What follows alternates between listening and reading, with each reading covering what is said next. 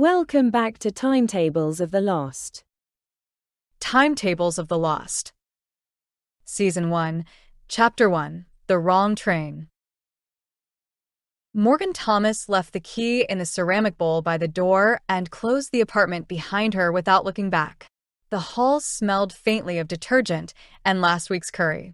When the elevator opened, she watched her reflection bend in the stainless steel, dark coat, overnight bag, the unfashionable boots she kept repairing because she hated breaking in new ones. Her phone lit with 3 unread messages and the cinder of a missed call. She turned the screen face down in her palm and rode to the street. Midnight was loud in small ways. The hiss of a bus, a bottle rolling gutter to gutter, a neon sign in the laundromat across from the station stuttering between open and PN.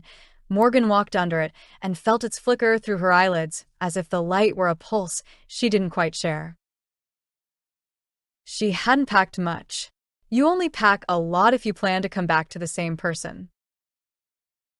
The station clock over the main doors did not keep time. Its second hand shuddered in place like a startled insect. Inside, the tiled concourse was mostly empty.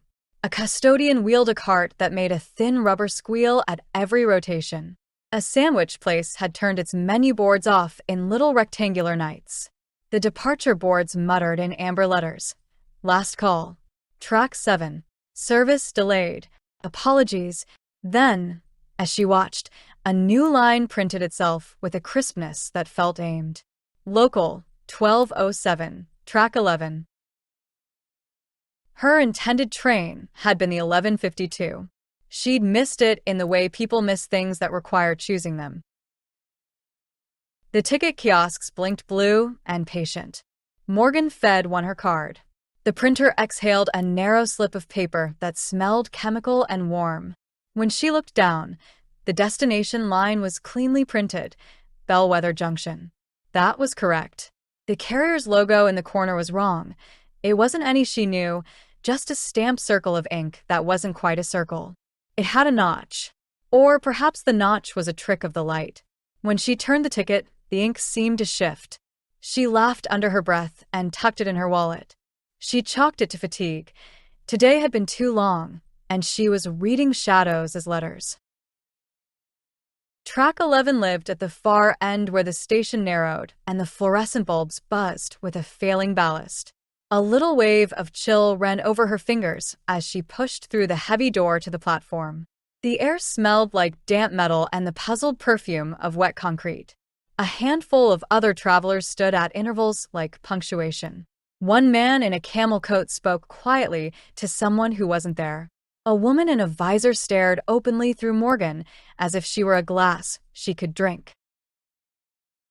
The train slid in with a reprimand of brakes, all polished sides and a row of windows that reflected the platform into a long, buckled belt of light. The car doors chuffed open. The man in the camel coat got on and kept speaking to his invisible listener. The visor woman stayed. Morgan stepped forward and stopped because the normal script of boarding a train had some phantom edit line through it. Her thumb had suddenly found the ticket in her pocket, and the corner of it felt wrong. She brought it out again. The logo in the corner was no longer a circle. It was a sigil, a little arrangement of lines that felt like handwriting from a century in which ink had weight.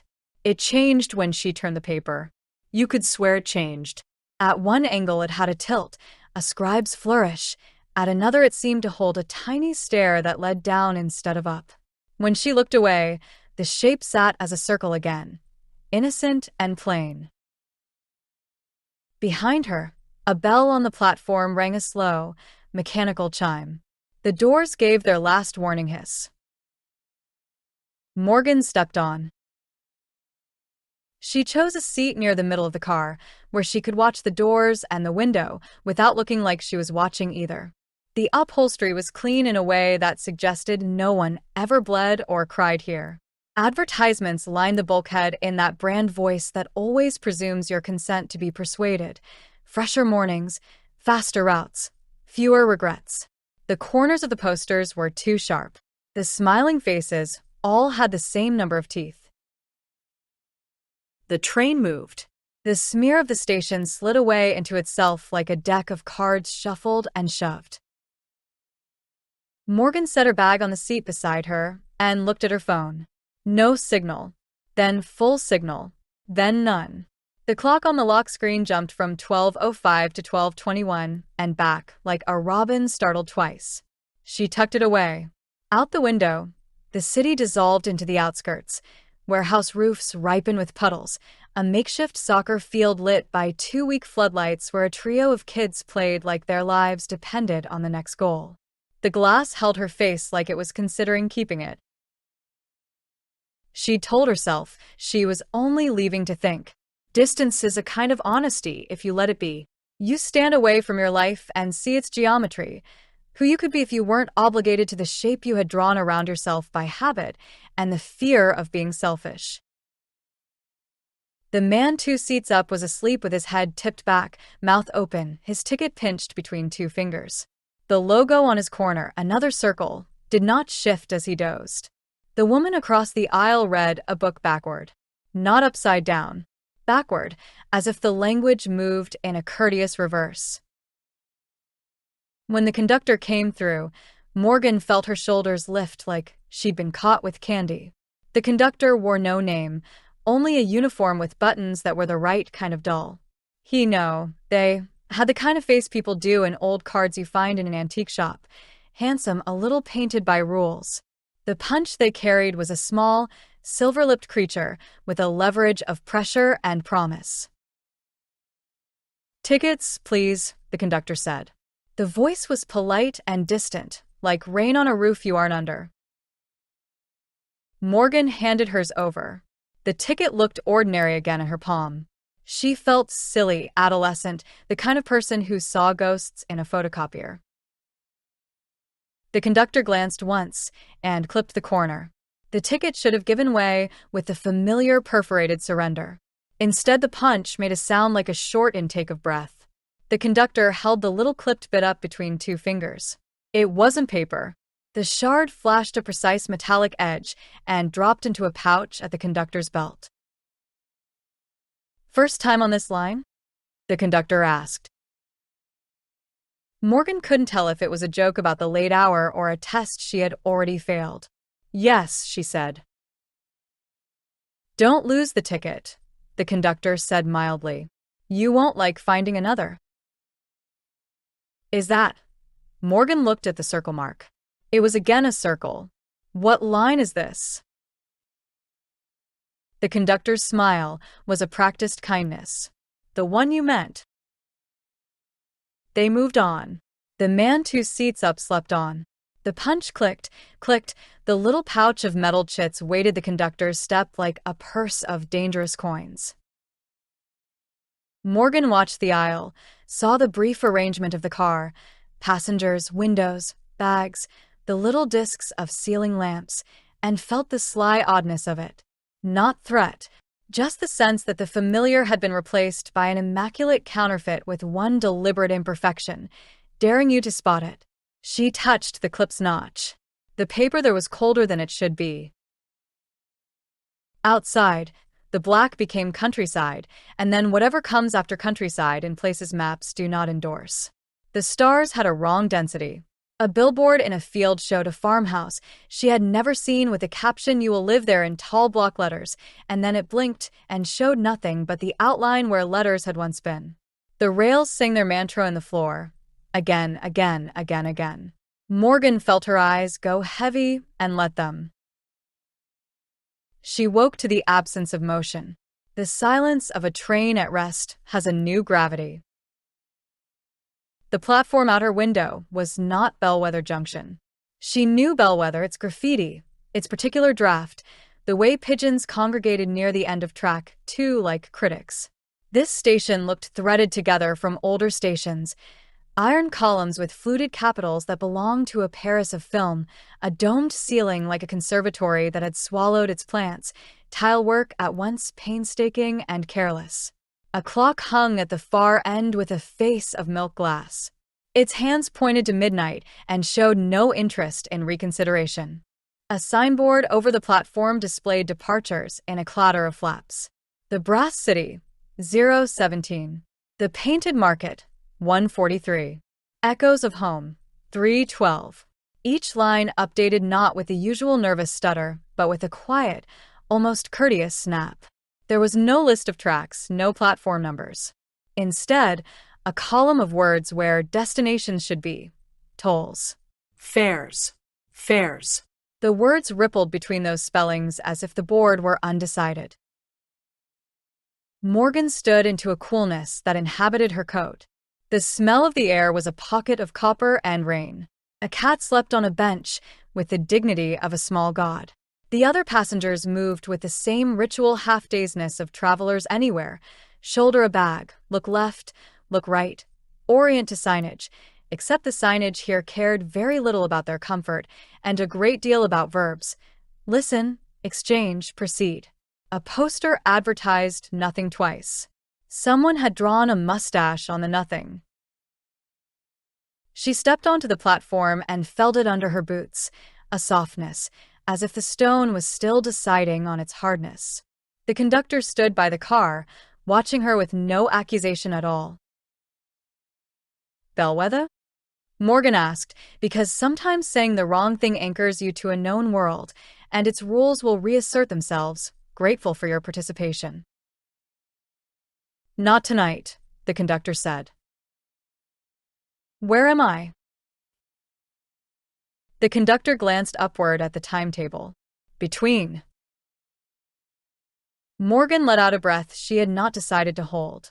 That isn't a place. Everything that lasts long enough becomes a place, the conductor said, and it might have been wisdom or marketing. You'll want to keep that. They nodded at the ticket in Morgan's hand. The signboard flipped. The Brass City, boarding. The letters were handsome in their certitude. The second line, a shadow of letters only, almost read back, before, after. It was not intended for eyes and did not apologize for being seen. Morgan heard a laugh down the platform. A girl with hair shaved on one side and a coat too big for her stood under a drained lamp, talking to a man whose suitcase was filled with sand. The man let the sand run through his fingers and nodded as if learning something important from its behavior. How do I go back? Morgan asked. The conductor's gaze moved across her shoulder, past her, to where the dark swallowed the rails. All the way through, or not at all. That's not an answer, Morgan said, hearing the unhelpful patience of the last 6 months sharpen her voice. I bought a ticket to Bellwether. I have a job. You have a job where you remember it, the conductor said. There are places where you don't. Morgan almost laughed, because the words felt like something a stranger would say to persuade a mark into a con. Except nothing in this station seemed interested in hustling her. If anything, the place carried itself with the confidence of a business that had never needed customers so much as witnesses. Behind her, the train doors sighed and drew shut. The car moved away without its usual vainglory, a quiet exit like a host withdrawing to let guests discover the house. A handful of people drifted toward a narrower platform farther down where a sign overhead read exchanges. A woman in a green dress argued softly with someone whose shadow argued back louder than either of them. The cat lifted its head, yawned a cathedral yawn, and decided to continue the work of sleeping. Morgan found a bench under a mosaic of a river that ran uphill. A plaque below it read River, or perhaps Arrive. The letters insisted on both. She sat. The tile was cold through the coat. On her phone, the time read 12:06, and then a date she did not recognize. She put it away. The ticket sat on her knee, light as a promise you aren't sure you want kept. When she lifted its corner again, the sigil in the stamp shifted, not like an optical trick now, but like it was obeying a script. The lines altered into a different arrangement, one that resembled a gate scene from above, or a clock scene from a great distance with its numerals all exchanged for other clocks. She felt her stomach do the thing it did when elevators start before her balance does. First time? Said a voice. A person had sat at the end of her bench without any of the preamble that ordinary life affords. They were perhaps 30, perhaps 40, with a face that had learned not to hurry. Their coat was the color of unslept night.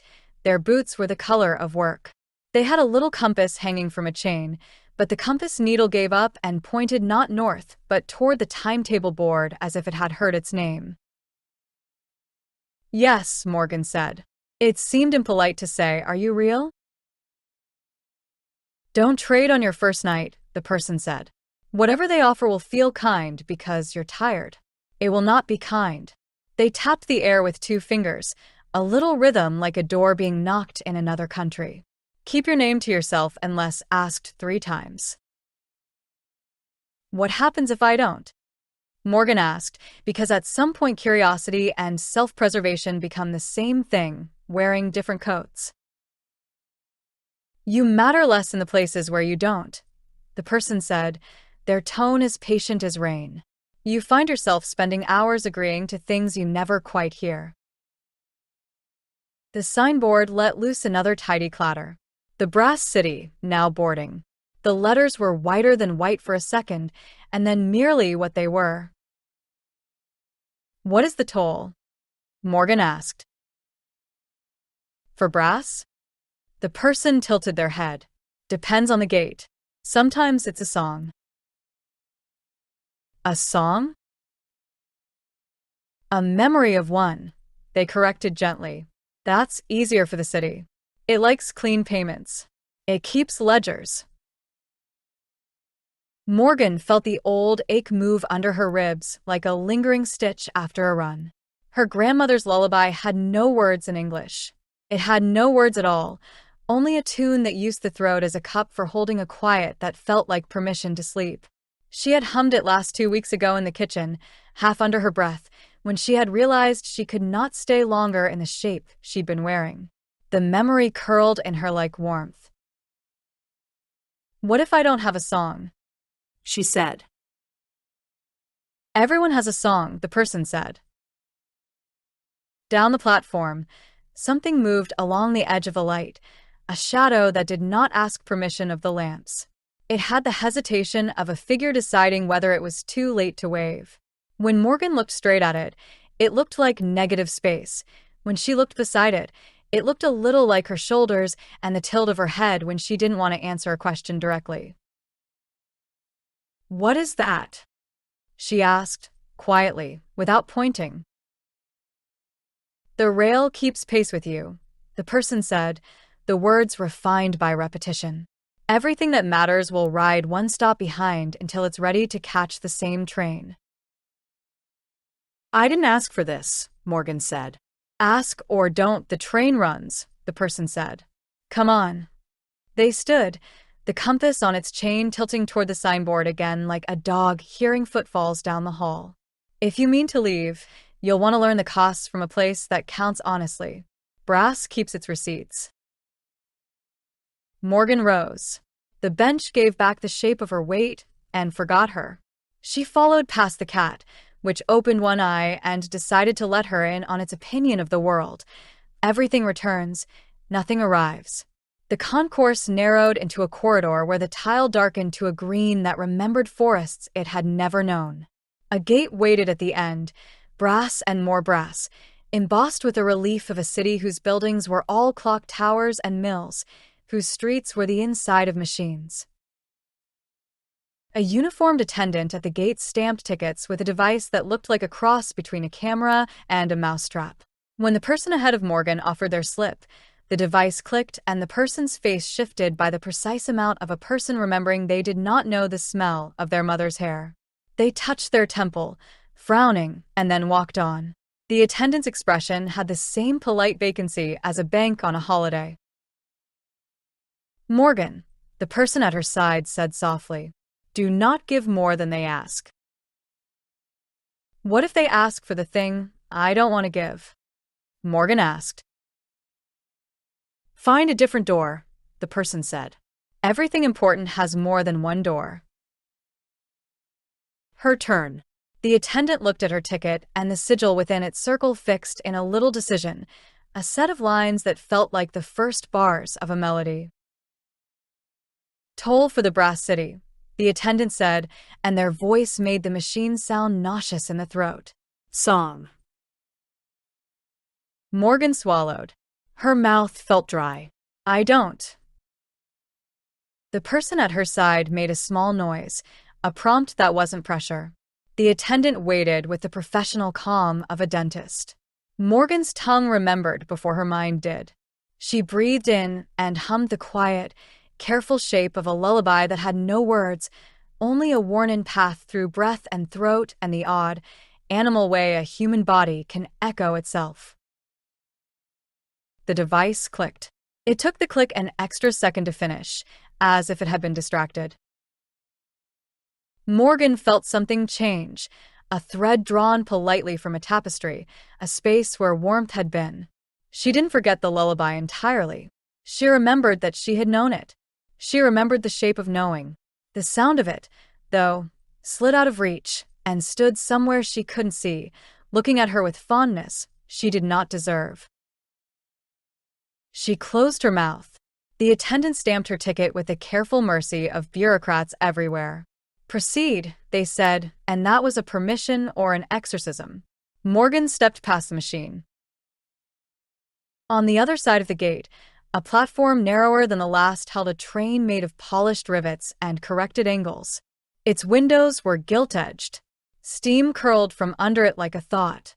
On its side, a plaque read Brass City in letters that sold you on the place and transferred ownership in the same gesture.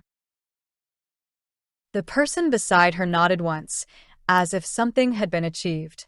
"Keep the ticket clean," they said. "Don't let it get wet. Names blur when the paper does."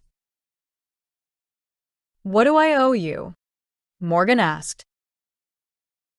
The person's smile was a small, private thing. "You'll know when I ask." They stepped back, boots whispering against the platform tile. "You'll be all right," they added, and it was said without the false tone people use when they mean for you to fold yourself smaller to fit into their expectations. Morgan boarded. Her seat by the window watched the station with dignified attention. The ticket lay on her knee like a small, polite future. Out of the corner of her eye, something moved at the far end of the platform, a silhouette in the place where light loses its nerve. It stood with the posture of someone trying to remember whether they were early or late. For a breath, it had her height. For another, it had the lean of her when she stood in the mirror and decided not to say what she was thinking. The doors slid shut. The train's bell made a simple, complete sound. When the carriage eased forward, the station gave up its hold without resistance.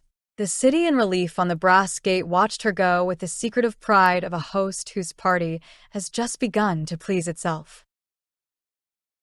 Morgan rested her forehead against the window and looked at the platform unspooling. The cat was a dark punctuation on a lighter bench. The attendant already had their hand on another ticket. The person with the compass was a coat, and then a shadow, and then not even that. The signboard changed again. For an instant that might have been a trick of the glass. The middle line didn't read Painted Market or any place at all. It read Morgan Thomas, 312, one stop behind. She blinked. The letters were ordinary again. The glass kept her breath like loaned fog, then let it go. The coach lights warmed as if the train were remembering to be kind. Morgan closed her hand over the ticket and felt the paper steady itself against her palm, the notch of the clip a little cool crescent. The lullaby she could no longer hum pressed faintly against the back of her throat like the idea of rain. She did not know if she had chosen the wrong train. She knew only that she had chosen, and that the choosing was the only honest part of this night she recognized. The rails stitched forward, precise as a vow. Behind them, the station diminished. Ahead, the dark glowed like a city might when it decides to be made of brass. The train rattled onward, but its rhythm was wrong. The sound wasn't the usual clatter of steel on steel, a heartbeat of engineering she could predict. Instead, the rails sang in shifting tempos, slow, then fast, then slow again, as if the train wasn't riding tracks but teaching them how to exist beneath it. Morgan pressed her hand to the window glass. It was cool, then hot, then cool again, like it remembered too many weathers. The countryside outside the carriage was not her countryside. She saw a field where scarecrows bowed to one another in time with the wind, a lake that shimmered as if it were made of mirrors rather than water, and a row of telegraph poles with wires that carried no birds, only faint glowing lights that darted between them like fireflies running messages. She wanted to look away but couldn't. Every glimpse carried the allure of a dream that promised to explain itself if she just stared long enough. And yet, the explanations never came. A man in the far corner coughed once and went still. He wasn't dead. She could see his chest rise and fall, but his eyes were glassy, fixed on something behind the thin curtain of the world. Across from him, a child no older than 9 held their ticket like a talisman, knuckles white around it. When their gaze met Morgan's, the child shook their head almost imperceptibly, as if to say, "Don't ask, don't speak, don't draw attention." Morgan slid her own ticket deeper into her coat pocket. The overhead lamps flickered, dimmed, then brightened, but the light they gave was not fluorescent. It glowed golden, like lanterns hung in an ancient hall. The shift made every passenger's face briefly unfamiliar, strangers wearing masks of themselves. Morgan felt her stomach roll, as though the train had leaned into a curve without bothering to tilt the carriage. The guide, the same person who had warned her not to trade, was seated 3 rows ahead, the compass at their hip twitching like a nervous animal. They didn't look back, but Morgan could feel the tether of their awareness, like someone had tied her presence to theirs with invisible string. The conductor reappeared, gliding down the aisle. No one had seen them come through the door, but there they were, polite and steady, their punch device gleaming. They didn't ask for tickets this time. Instead, they paused by each passenger, looking down at them as if inspecting the invisible threads tying them to their seats. When they reached Morgan, their shadow fell over her knees. "You've kept it safe," the conductor murmured, low enough for no one else to hear. Morgan's throat tightened. "The ticket?" "The choice," the conductor corrected. Their eyes, dark, depthless, seemed to weigh her, and then they moved on without another word. The air grew heavier. Morgan turned toward the window for comfort and found no countryside at all, only a tunnel of stars, whirling as if the train had launched into space. She pressed her forehead to the glass, heart pounding, until the view shifted again, a forest of brass trees swaying in a wind that had the cadence of clockwork. The intercom crackled. A voice, neither male nor female, but worn down like stone polished by centuries of water, announced. "Next stop, the Brass City. Toll required upon arrival." The words carried an authority that bypassed her ears and anchored straight into her chest. Passengers stirred uneasily. Some clutched their tickets tighter. Others simply stared out the window with resignation, as though they had already paid more than they could afford. Morgan sat straighter. She remembered the guide's warning. Don't trade on your first night. Don't give more than they ask. The train slowed. Its wheels groaned like a tired animal. Sparks danced along the rails outside the windows, showering light into the carriage until it looked like they were descending into a storm of burning stars. The Brass City awaited. Thank you for listening. If you would like to be notified about upcoming releases to the Timetables of the Lost series, please subscribe. This has been a Bad Karma Drone production.